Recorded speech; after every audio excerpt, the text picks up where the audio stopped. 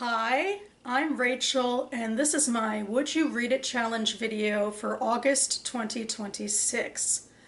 The Would You Read It Challenge was brought to BookTube by EdTube Brody. I'll link to their information down below, as well as to my own playlist of book tags, mostly this one.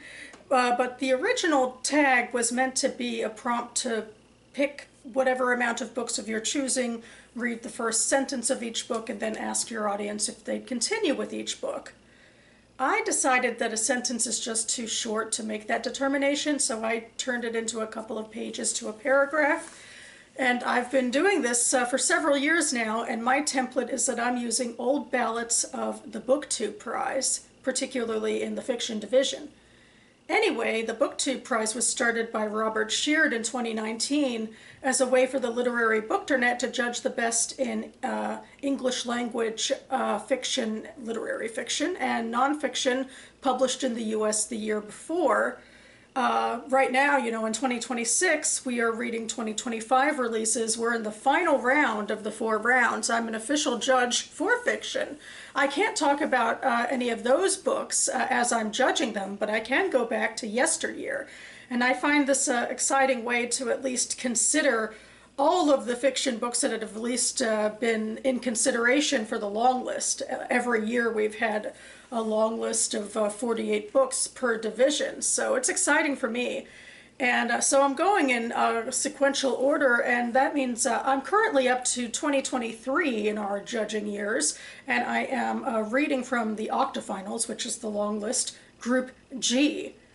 And speaking of, the fact of giving every book on the BookTube Prize fiction division a chance, that's particularly apropos this month because I haven't read any of these books. Usually I've read at least 1 or 2, but this time I've read none of them. So all I know of them is these first few paragraphs that I'll now be discussing with you. I guess something about this feels a little more pure then. I can't bring anything else to the table. Well, I can bring a little bit, like for example, Percival Everett is on this list, and I did read his most recent book, James, because it was the winner of the BookTube Prize fiction list last year. And also Alice Elliott Dark is on this list, and I've read one of her short stories because it was published in the big omnibus of Best American Short Stories that John Updike did, and I was reading from that collection for years. So I actually read and reviewed that story on BookTube, so I'll link to that below as well, and my review for James. But the particular books on this list are all new to me, so yeah, let's just get into it. I'm going to read the segments in a row and then give my thoughts and invite you to give yours. Starting with book number 1, Burn. Winter and I walked the sidewalk at night along the banks of the hard snow. I'd come from Rab's apartment off the reservation. Rab, this white guy with a wide mouth and eyes that closed up when he laughed, sold pot. He was all no bullshit, too. I had asked for a gram, and after he weighed it and put it into a plastic baggie and held it out to me, I reached into my pants and jacket pockets, looking for the cash among the cigarette wrappers and pocket knife, and he didn't believe me as I acted the part and kept saying, "Shit, shit, shit, it must have fallen out on the walk over here." He shook his head and took the weed out of the baggie and put it back into his mason jar. "I ain't smoking you up," he said. And so then I said, "Fuck you, Rab. I really did lose the money. You'll see. Watch when I come back here in 30 minutes with the money I dropped. You'll feel stupid then." He shrugged a sorry man, and I slammed his door shut as I left. At the river to the reservation, the river was still frozen, ice shining white-blue under a full moon. The sidewalk on the bridge hadn't been shoveled since the last nor'easter crapped snow in November, and I walked in the boot prints everyone made who walked the walk to Overton to get pot or catch the bus to wherever it was us Skeejans had to go, which wasn't anywhere because everything we needed, except pot, was on the res. Well, except Best Buy or Bed Bath & Beyond, but those natives who bought 4K Ultra DVDs or fresh white doilies had cars and wouldn't be taking the bus like me or Phyllis did each day to the methadone clinic. That was another thing the res didn't have, a methadone clinic. But we had sacred grounds where sweats and peyote ceremonies happened once a month, except since I had chosen to take methadone, I was ineligible to participate in native spiritual practice, according to the doc on the res. And that was from Night of the Living Res by Morgan Talty. Book 2, Part 1, Chapter 1. I was born on the full moon under an auspicious constellation, the holiest positions, much good it did me. In Bharat, where the gods regularly respond to prayers and meddled in mortal affairs, the circumstances of my birth had great promise. That didn't matter to my father, who cared only that my brother Yuhajit followed me into the world minutes later under the same lucky stars. Regardless of birth position, Yuhajit, being a boy, was the heir to the Kakaya kingdom. I was but a dowry of 50 fine horses waiting to happen. For each of my mother's subsequent pregnancies, my father made sacrifices to the gods, requesting sons. In return, he was blessed with 6 more healthy boys, portents of future prosperity. The people of Bharat had often blamed my father for my sins, as if a woman cannot own her actions.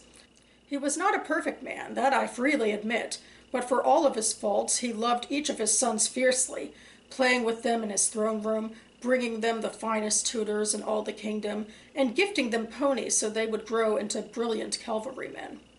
If he bears any fault for my actions, it is through his inaction. I remember few occasions when we exchanged words, and fewer still when he sought to speak to me, save one. And that was from Kaikeyi by Vaishnavi Patel. Book 3, Existential Quantifier, 1. I recall that I am extremely forgetful. I believe I am. I think I know that I am forgetful. Though I remember having forgotten, I cannot recall what it is that I forgot or what forgetting feels like. When I was a kid, my mother tried to convince me that I was forgetful by saying, "Do you remember when you forgot your own birthday?" I think I replied, "How could I?" But it was a trick question. Saying yes would have been an admission of my forgetfulness, and saying no would have been an example. The brain does what it can, I told her. If we remembered everything, we would have no language for remembering and forgetting. Oh well, nothing would be important. In fact, nothing is important. The importance of nothing is that the measure of that which is not nothing. Is nothing the same as nothingness? Students love to imagine such things. There is in fact no nothing. The simplistic argument for this assertion is that the observation of nothing requires an observer, and so the presence of an observer negates what might have been pure absence, what might have actually been nothing. If nothing falls in a forest and there is no one around to observe it, does that make it a nil? The better argument, one that embodies the simple one in any other, is that one can spell nothing. Parmenides might have been a shabby dresser, but he had a point. The ontological argument might not have worked for the existence of God, but it is indisputable for the existence of nothing. Ex matan, rain, nada, nikt, nick, dimbid, ikinoget, ingetting, waxaba, tidak, ada, bodin, apa, kitten, nihil, and nino. Kind of an ontological argument for the existence of nothing. And that was from Dr. No by Percival Everett. Book 4. Lena Stopp, 1976. I always told Turtle when I was raising her, if a man acts like a child, then send him back to his IG and let her straighten him out. She hardly ever listened to me. Mostly she would make a sour face and then turn away. But when things got bad with Everardo, she finally did. Turtle wasn't much for talking, but her emotions barked like a blue tick. You could tell. And sometimes I'd say things like, just because you look more Kiowa doesn't mean you can forget your Cherokee. And she would scrunch her brow. I'd throw my head and laugh a good one. Tla, mostly, I'd like to tease her about Everardo. The last time he stayed out all night, I told her, that's what you get for marrying a Squanny. She'd driven around Lawton like a skili on a broomstick and found Everardo at a cousin's house half drunk in Usatoi. She dragged him into the back seat of her car, let him pass out next to Ever, he was just 6 months old by then, and drove south out of Oklahoma. She headed across Texas and down to Mexico. Come to find out, Everardo hadn't seen his family in over 10 years. Turtle had just gotten her per-cap money from the Kiowa tribe, $1,500. She meant for that Oidila to pull double duty, fixing Everardo and getting her a home. Aldma, Chihuahua was filled with desert and large mountain chains, unlike Lawton, which was flatter than the back of my head. There was Mount Scout, just north of Loughton, but it looked more like a groundhog had dug into the mound of dirt outside of the southern plains. Turtle told me how it wasn't even a real mountain compared to the ones in Chihuahua. As they drove into his hometown, Everardo's eyes finally popped open, with the familiar sound of dirt kicking up underneath the car. It sobered him instantly. Turtle said his face aged backward 20 years as they drove up to his parents' house. His mother, Lucia, had no idea that her skinny son was about to arrive. I shouldn't have said that. He wasn't skinny, just a selfish outsenny. But when Lucia opened the front door to find an older version of her baby boy, she embraced him in such a long hug that when she let go, he was 5 years old again. And that was from Calling for a Blanket Dance by Oscar Hoquia. Book 5. The Underground Pool. The pool is located deep underground, in a deep cavernous chamber many feet below the streets of our town. Some of us come here because we are injured and need to heal. We suffer from bad backs, fallen arches, shattered dreams, anxiety, melancholia, anhedonia, and the usual above-ground afflictions. Others of us are employed at the college nearby and prefer to take our lunch breaks down below in the waters, far away from the harsh glares of our colleagues and screens. Some of us come here to escape, if only for an hour, our disappointing marriages on land. Many of us live in the neighborhood and simply love to swim.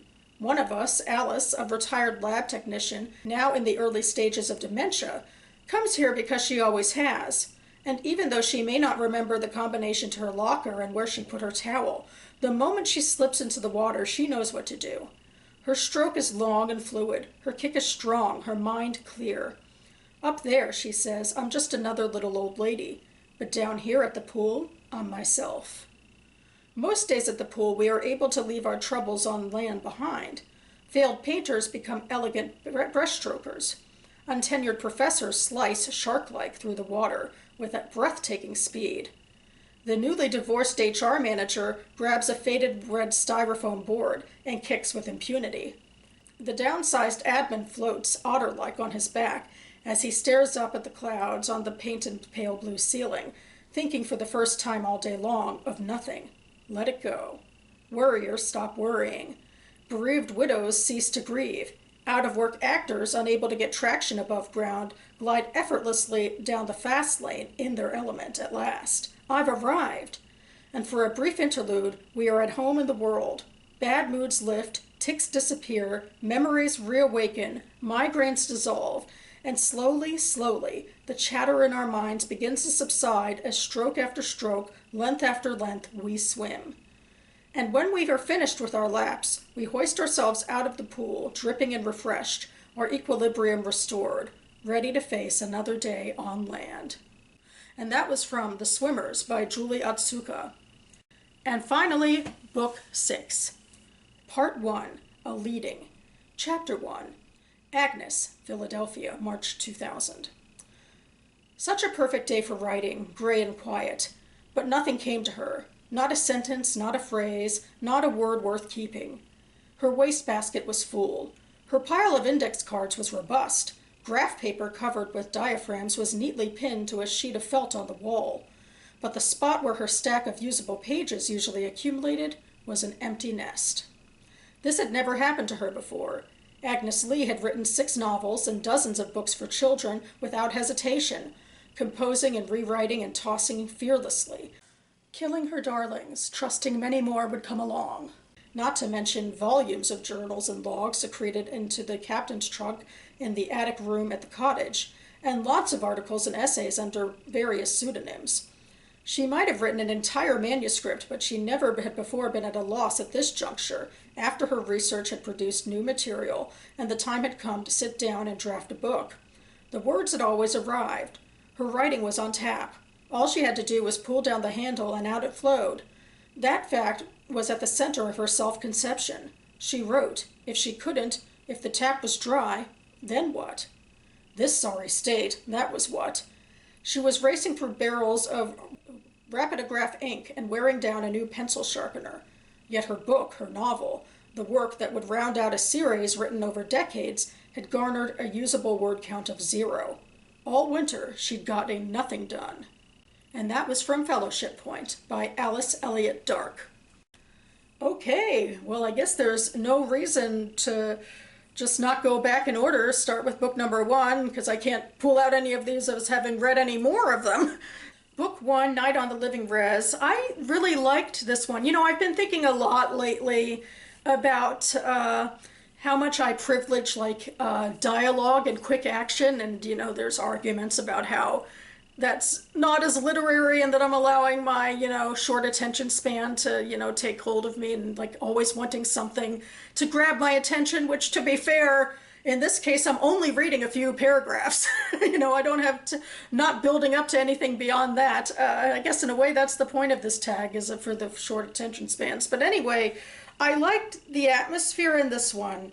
And I like that, you know, we're introduced to something about this character, that he is indigenous, or she is indigenous. The character is indigenous, and you know, is a pot smoker and also going to a methadone clinic, which says something sort of about their rung in society. I mean, especially at the end, where it's like, because you're on methadone, you can't take place in native rituals, religious rituals.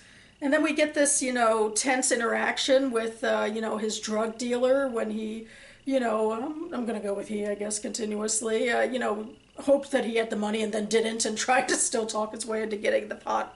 So, you know, there's a lot of great details that set up both that interaction and then, you know, the walk back and forth, which just sets up the reservation and the area around the reservation, and sort of just a quick understanding of the types of people who would live there. So, yeah, I liked it. Book 2 was Kaikei. I feel like maybe I remember this one the most, or it was the most popular, perhaps because it kind of fits in both the literary circles and the speculative circles. I'm not sure if they technically say this is fantasy or if it's mythology based on, you know, Indian history. I don't believe that we're talking about an actual part of India right now that has a king and sons and this long forgotten daughter. But I think we're talking about something based on myth.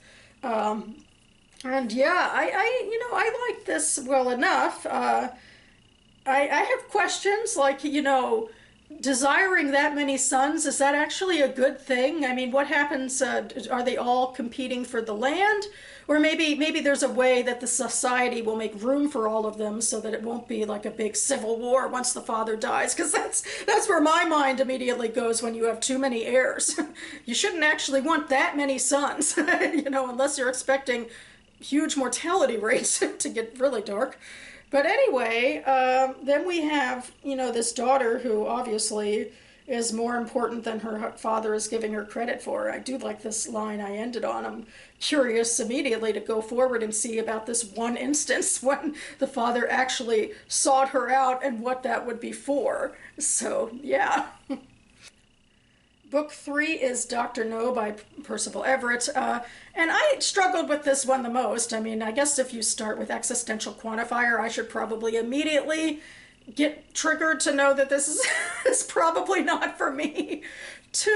Or actually this was one long, exhausting paragraph about the meaning of nothingness, just sort of standing there in space and time with just a little bit of characterization about, you know, this forgetful person and the mother trying to trick him, I guess.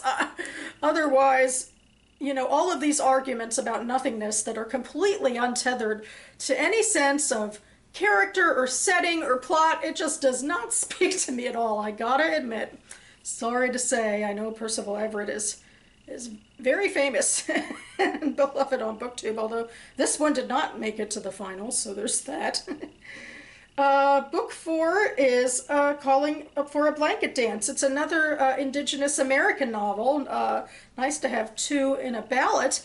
And this one, I feel like I think I took the most out of this book because I kind of started and ended, I felt like I reached, you know, a full circle. Because in the beginning, the narrator is telling Turtle, you know, when a man is, you know, not acting right, take him to his mother. And then at the end of the section, which is a little past the first page, that's exactly where they end up with this character Everardo being returned to Lucia for the first time in decades, it seems like. So yeah, and in between we get a sense of him just sort of kicking out of the family. He seems to have a young son named after him too, and he goes out and gets drunk with his cousin and stuff like that. So I could see how, I assume, you can project a pattern there about how that's unstable. My only question is probably a nitpicky one about, like, so he didn't wake up all the way through Texas and into Mexico, but maybe that's possible, especially if you're passed out drunk. So anyway, the other big thing is that this one also does not make any hand-holding gestures for all of the native language that's in here, which who knows if I pronounced it all correctly. Kind of like all of the words for nothing in the last section. I'm not sure if I pronounced all of those correctly either. But, I still feel like, I think I got enough of a grasp about who these characters are and how they relate to each other, particularly how the narrator sees Everardo is kind of a no-good guy, although maybe struggling with that a little bit and hoping there could be something redeemable about him. And yeah, I mean, definitely this sets us up for taking the characters into a new situation, taking them into, a new country, such as it is in the modern day, and, we'll see how they do in this new atmosphere, and if Everardo can get his act together, and if Turtle can find the peace that she's craving. Book 5, I think, might be my favorite. It's The Swimmers. Although, you can't tell it on here, but the way that it's laid out on the physical page, it's like a little, each paragraph is like a little segment in and of to itself. And so I don't know if the vignette style would get annoying after a while or not, but as it stands right now, this is sort of the existential meandering that I enjoy, because we're largely talking about we're talking about the community that uses this underground pool and how it brings this sense of purpose and solace to everybody. And we get all of these just beautiful, detailed examples of the type of people who use it. And we do get one specific example of one specific person, so I wonder if that person might be a main character who threads throughout the story, perhaps, this Alice, the person with dementia. But otherwise, I just found myself completely falling in love with the idea of this pool and wishing maybe I could go there, although I'm not as confident with water and swimming. But I do like the idea of, letting all the problems stay above ground. I might nitpick a little bit that some of the, repetitive language about just how amazing this pool was to various people in various ways. Maybe she went a little too far, was a little too indulgent, and could have, snipped back the last little bit of that. But, overall, I do think I'm just really liking, the emotionality and the description of this one, and I'd be curious to go forward. And finally, book 6 is Fellowship Point by Alice Elliott Dark. I really like the writing in this one as well. I think it just flows pretty seamlessly. And my nitpick is more of a personal bias, that I'm just annoyed about writers writing about writers, and I wish that she would have expanded to another profession, which is so silly because I feel like I immediately, to a certain degree, understand where this character is coming from, because I also have a writing practice. But at the same time, I don't know, it's just such a pet peeve in a way. It's like, you're pulling back the curtain too much. Aren't we supposed to try to get a little more distance and maybe show a little bit more of the world than, our own writing process? But who knows? Maybe there'll be something else going on, and a reason, obviously, why Agnes is having difficulty writing for the first time in her life, at least at this stage. So yeah, I do like it. I feel like it's very competent. It just feels like very approachable and confident literary fiction in this one. So yeah, those are my thoughts. Again, maybe I'd go ahead with The Swimmers if I had a choice out of the 6 of these, although I probably won't be going ahead with The Swimmers because I have so much on my TBR as it is. But what are your thoughts on these books? Have you read any of them for the Book 2 prize or any other reason? I'd love to hear, if you've read the books, or if you haven't, if you're new to them as I am, what stood out to you. And so that about covers it for me now, and I will be linking to the Goodreads pages for all of these books listed down below in case you'd like more information on them. And I should be back in the coming days with my next AM reading video to talk about what I'm personally reading right now, except for what I'm reading for the BookTube prize. We are almost halfway through now, I guess, just a little under halfway through until our ballots are due. I feel like I'm making decentish progress. I probably could move a little bit faster, but hopefully I won't be rushing mad dash at the end. That would be something new for me if that were true. So we shall see. I hope my fellow judges are feeling confident with where they are right now as well. And thanks so much for watching, everyone. I'll see you next time.